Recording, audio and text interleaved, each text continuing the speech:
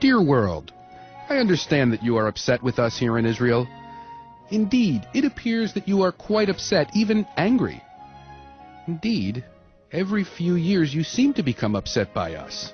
Today it's Lebanon. Yesterday it was the brutal repression of the Palestinians.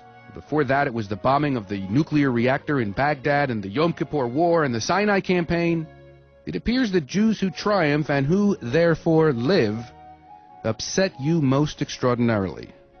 And of course, dear world, long before there was in Israel, we, the Jewish people, upset you. We upset the German people who elected Hitler and upset the Austrian people who cheered his entry into Vienna.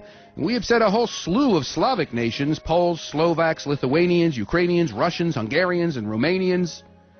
And we go back a long way in the history of world upset. We upset the Cossacks at Khmelnytsky, who massacred tens of thousands of us in 1648 to 1649.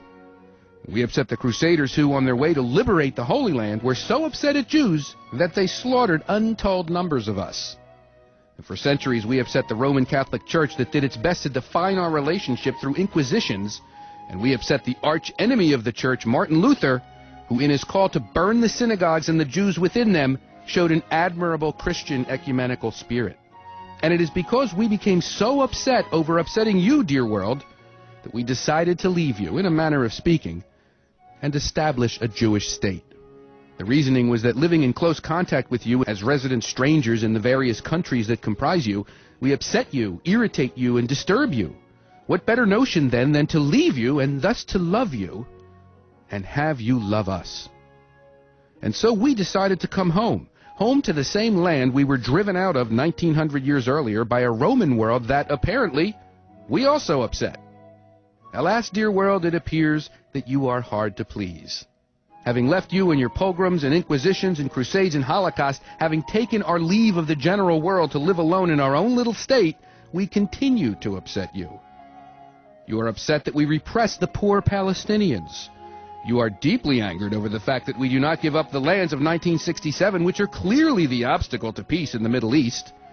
Moscow is upset and Washington is upset. The radical Muslims are upset and the gentle Egyptian moderates are upset.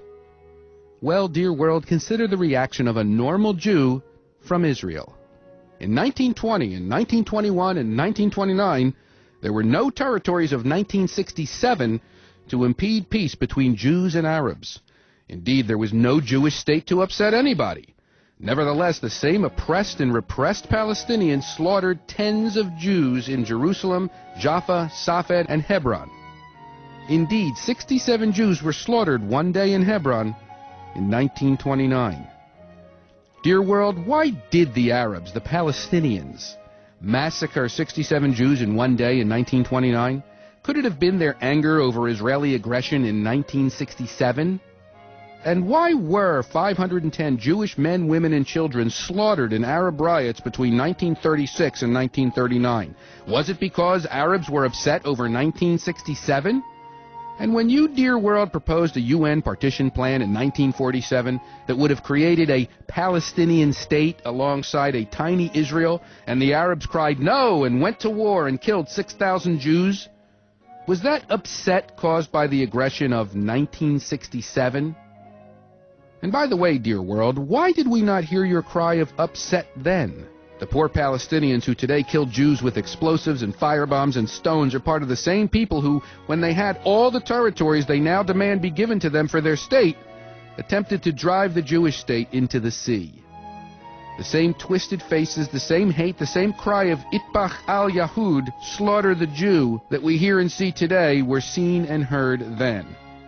The same people, the same dream, destroy Israel. What they failed to do yesterday, they dream of today, but we should not repress them. Dear world, you stood by during the Holocaust, and you stood by in 1948 as 7 states launched a war that the Arab League proudly compared to the Mongol massacres. You stood by in 1967 as Nasser, wildly cheered by wild mobs in every Arab capital in the world, vowed to drive the Jews into the sea. And you would stand by tomorrow if Israel were facing extinction. And since we know that the Arabs dream daily of that extinction, we will do everything possible to remain alive in our own land. If that bothers you, dear world, well, think of how many times in the past you bothered us. In any event, dear world, if you are bothered by us, here is one Jew in Israel who could not care less.